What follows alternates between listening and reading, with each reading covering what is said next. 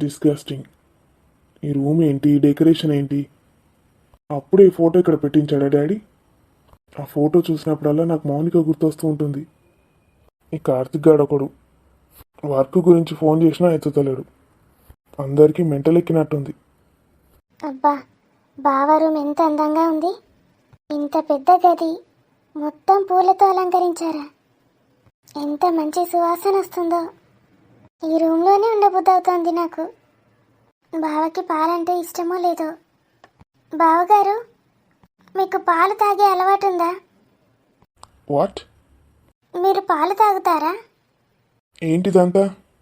నేను వర్క్ చేసుకుంటున్నాను, కనిపించట్లేదా? మీకు ఇష్టం లేకపోతే వద్దు బావా, అక్కడ పెట్టేస్తాను.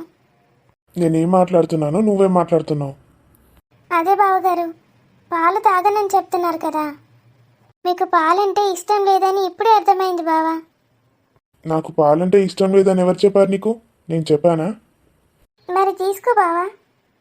What the shit. ఓ, మర్చిపోయాను. చూడు, నాకు ఇదంతా ఇంట్రెస్ట్ లేదు. వచ్చినప్పటి నుంచి చూస్తున్నాను.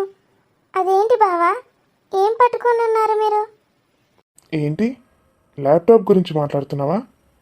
ఏంటి బావా అది? ల్యాప్టాప్? ల్యాప్టాప్ అంటే ఏంటి? What non sense. ఏం మాట్లాడుతున్నావు నువ్వు? నిజంగా బావా, నాకు ల్యాప్టాప్ అంటే ఏంటో తెలీదు. షిట్.